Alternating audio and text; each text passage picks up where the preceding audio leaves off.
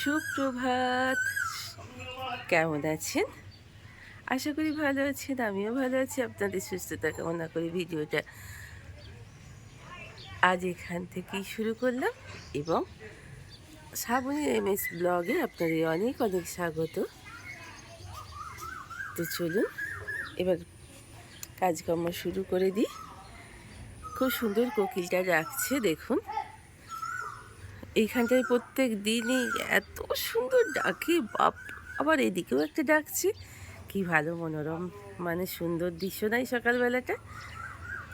তো যাই হোক, উঠে পড়েছি। বাচ্চুবাবুই আজকে উঠে পড়েছে, আটা করে দিয়েছে এবং ভাতটাও চাপিয়ে দিয়েছে।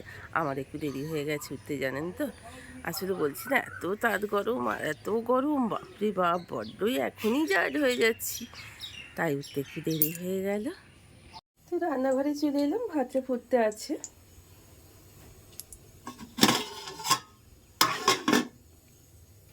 আর এদিকে আজকে ভাবলাম একটু পাকা পাকা বেগুন ছিল, ফেলে দেবো কেন, সেটা উচ্ছে দিয়ে একটু ভেজে নেব, উচ্ছে বেগুন ভাজা। আর একটু পটলগুলোও দেখুন না লাল লাল হয়ে গেছে, কিন্তু কিছু করার নেই।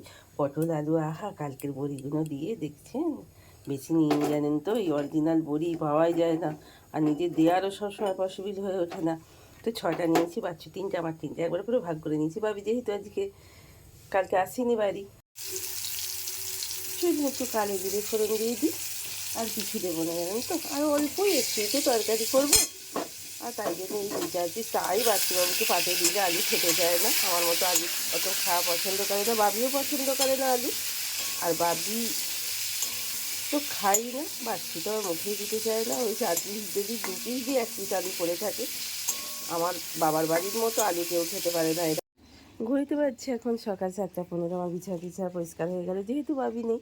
যেমন ঝাঁটপালাটাও দিয়ে দিই, বৃহস্পতিবার যত তাড়াতাড়ি কাজ করে নেওয়া যায় ততই মঙ্গল, জানেন তো। দিয়ে তাহলে ঘরদোয়ারগুলো মোছামুছিটা করা যাবে, কি বলি। তো কালকে তো অলরেডি এই ঘরটাকে মুছে রেখেই দিয়েছি, আর যেহেতু বৃহস্পতিবার মা লক্ষ্মীর পুজো, তো ঠাকুরঘর মোছামুছি বাড়ির সামনে থেকে পেয়ে গেলাম চুনো মাছগুলো। তো এই থেকেই 4টে বড় বড় পুঁটি মাছ বেছে বাচ্চুকে ভেজে দিলাম, ও খুব পুঁটি মাছ ভাজা খেতে পছন্দ করে। তো চলুন এবার মাছগুলোকে বেছে নিই। এই মাছ বাছা কিন্তু বহুত ঝগমারি, যাই হোক স্নানের আগে বেছে নিলে খুব ভালো, কারণ ছোটো ছোটো বড্ড মাছ গায়ে হাতে লেগে থাকবে। তো চলুন, বাচ্চা বেরিয়ে যাওয়ার পরই ঝপঝপ করে কিছু জল ট্যাগ করে নিলাম, বাসন কুসনও মাজা হয়ে গেল, মাছ টাছ বেছে নিলাম স্নানের আগে। এবার চলুন ঠাকুরঘরটা আগে ভালো করে মুছে টুছিয়ে রাখি, নাহলে ভিজে না, স্নান করে যদি ঠাকুরঘরটা মুছি বেশ পায়ে পায়ে বেদাম বিচ্ছিরি কুটিয়ে যায়।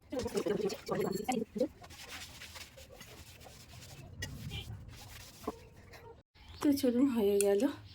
এইবার রান্নাঘরটা পরিষ্কার পরিচ্ছন্ন করে, 9টাও বাজতে চললো, রান্নাঘরটা একেবারে পরিষ্কার করে নিই, স্নান করে নেবো। আর এই গরমে না স্নানের পর কোনো কাজ করতে ইচ্ছে করছে না, গা হাত পায়ে কিরম র্যাশ বেরিয়ে যাচ্ছে, বিচ্ছিরি একটা পরিস্থিতি। বাইরে মানুষগুলো কীভাবে কষ্ট করছে ভাবুন তো। এই যেমন আমার হাজব্যান্ডই, বাচ্চুর কথাই বলছি, ওর তো ঘুরে ঘুরে কাজ, খুব কষ্ট, বাড়িতে এসে খুব ক্লান্ত হয়ে যাচ্ছে জানেন। যতই নুন চিনি দিয়ে দিই, আর যতই এলে শরবত নুন চিনি দিই, কিন্তু কিচ্ছু করার নেই, যা প্রচণ্ড গরম আসছে। এখনই যদি এই অবস্থা, সবই তো বাকি, কী হবে গো বন্ধুরা। রান্নাঘরটা পরিষ্কার করে নিয়ে দেখেছেন, রান্নাঘরটা নিজেই কিরম ওলঢাল করে রেখে দিয়েছি। তো পরিষ্কার করার দায়িত্ব আমার। তো চলুন, রান্নাবান্না যখন হয়ে গেছে, আমার এই ছোট্ট রান্নাঘরটা গোছানোর দায়িত্ব যেমন আমার, গুছিয়েও ফেলি তাড়াতাড়ি, তারপরে স্নান টান করে নেব।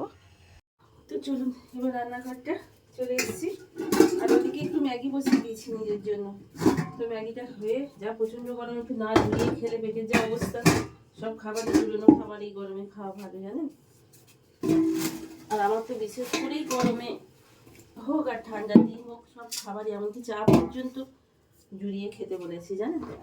তো চলুন আমার এই ছোট্ট রান্নাঘরটা আমি সুন্দর করে একটু গুছিয়ে নিই, যেহেতু আজকে বৃহস্পতিবার, মা লক্ষ্মীর বার, তাই রান্নাঘরকে আগে পরিষ্কার পরিচ্ছন্ন করে নিতে।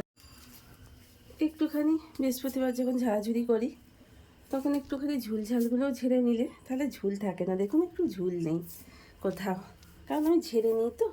এবার এই ছোট্ট ভিডিওতে সব কিছু দেখানো প্রত্যেকদিন তো পসিবল হয় না আপনাদের সুবিধার্থে, কারণ আপনাদের অমূল্য সময় থেকে আমায় বেশ কিছু সময় আমাকে দেন, তাই জন্য আমি অনেক কি বলবো আপনাদের প্রতি কৃতজ্ঞ।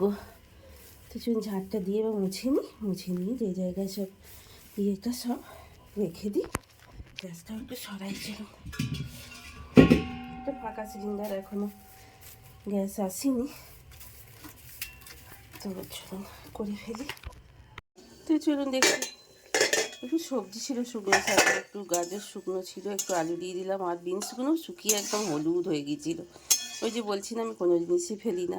তাই শক্ত হাতেই পরিস্থিতির মোকাবিলা আমাদেরই করতে হবে। লাইফে তো অনেক ধরনের পরিস্থিতি আসছে, আসবে, আসতে থাকবে, সেটাকে ফেস করার নামই হচ্ছে আমাদের জীবন।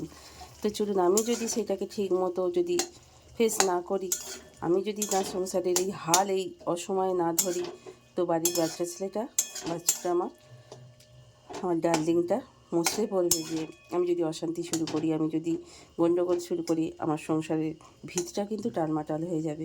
যেহেতু সংসারটা সুখের হয় রমণীরই গুণে।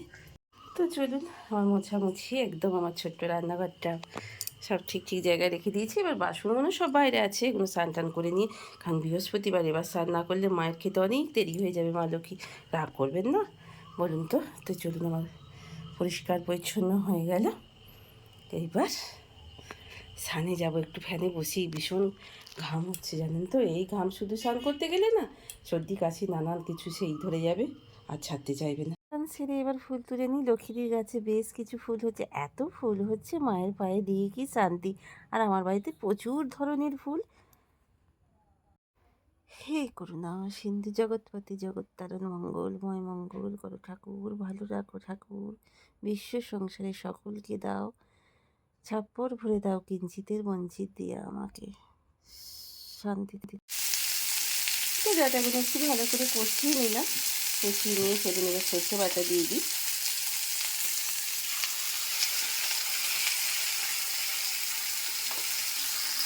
তো চলুন, অল্প একটুখানি চিনি দিয়ে দিই। আমার দিদা বলতেন কোনো জিনিসই ফেলার নয়, যে জিনিসটা তুই রান্না করবি মানুষ সেটাই খেয়ে নেবে। তুই যদি ঘাস পাতাও রান্না করে দিন, সুন্দর করে, রান্না হচ্ছে একটা আর্ট। সেই রান্নাটা কথাতেই বলি না, রন্ধন নিপুণা। তুই যেটাকেই সুন্দর করে মন দিয়ে ভালোবেসে রান্না করবি, সেটাই দেখবি সুন্দর হয়ে গেছে। আর অছেদ্দা করে করলে অছেদ্দাই হয়ে গেছে। তো চলুন না, এই পাকা টাকাগুলো আজকে রান্না করে দেখি না কেমন লাগে। তো আমার দিদার সেই কথাটা, দিদা বলেছি না বিধবা ছিলেন, তো তাই এইসব নিরামিষ রান্না দিদা খুব পছন্দ করে। এটা পুরোই নিরামিষ, এখানে না আছে রসুন, এমনকি না আছে একটু পেঁয়াজের গন্ধ। তো দেখা যাক না কেমন হয়। তো চলুন জানলাটা বন্ধ করে দিই। রে বাপরে, রোদ ঢুকছে দেখুন। রে বাপরে, ঘরে হাঁকেই তো আপনাদের বলেছি একতলা অ্যাডভেস্টারেই ঘর হোক, আর আপনার দোতলা ওই একতলা কোঠার ঘরই হোক, বাপরে বাপ কি কষ্ট এই তাতে গরমে। কারণ আমার শ্বশুরবাড়িতে তো একতলা কোটার ঘর, জানি তো কিরম গরম হয়। কত অন্ধকার হয়ে গেল, অন্ধকার।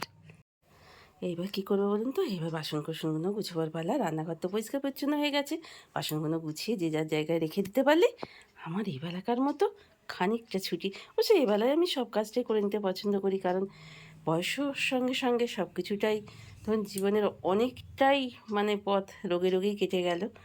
তো সুস্থ তো আর হওয়ার কথা নয়।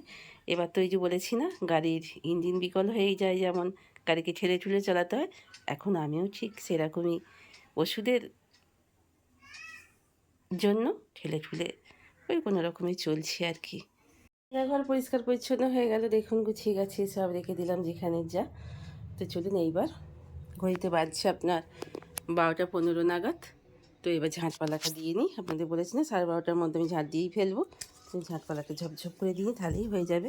চলুন লাঞ্চের মেনু দিয়ে দিই, দেখিয়ে দিই। পটল আলু বড়ির, হাতে দেওয়া বড়ির একটু ঝোল করে দিয়েছি পাতলা পাতলা করে, আর একটু উচ্ছে বেগুন ভাজা, আর একটু ডাঁটার তরকারি আজকেই দিই জানেন তো। তো সুন্দর করে এবার খেয়ে নেবো। চলুন, মা লক্ষ্মী যা মা পেয়েছে সেটাই আজকে দিয়ে, মাছটা আছে কিন্তু ওবেলা করবো। চলে এসেছি রান্নাঘরে, ভাতটা সকাল সকাল করে নিলাম, নাহলে ভাতটা খেয়ে খাওয়ার সময় ভীষণই গরম থাকবে। আজকে বানাবো মৌরলা মাছের তেল ঝাল। তো একটু ফালা ফালা করে পেঁয়াজ নিয়ে নিয়েছি, দুটো লঙ্কা নিয়ে নিয়েছি, তেল বসিয়ে দিয়েছি, আর ভাজবো ছোটো ছোটো সেই আলুগুলো। সেটা দিয়ে পেঁয়াজ দিয়ে একটু ভেজে নেব, আর একটু বেলাকার ডাল আছে তাই দিয়ে হয়ে যাবে। তো চলুন, আজকের মতো ভিডিওটা এখানেই শেষ করছি। ভালো থাকবেন, সুস্থ থাকবেন, এই গরমে সাবধানে থাকবেন, পারলে একটু করে নুন চিনি খান, আর যারা টক দই খান তাদের একটু করে দইয়ের শরবত করে খান, ঘোল করে খান। তো অনেক কথা বলে ফেললাম, যাই হোক। তো সুস্থ থাকবেন, অল টাইম হাসি খুশি থাকবেন, হাসতে থাকবেন। তো আজকের মতো শেষ করলাম। Good night.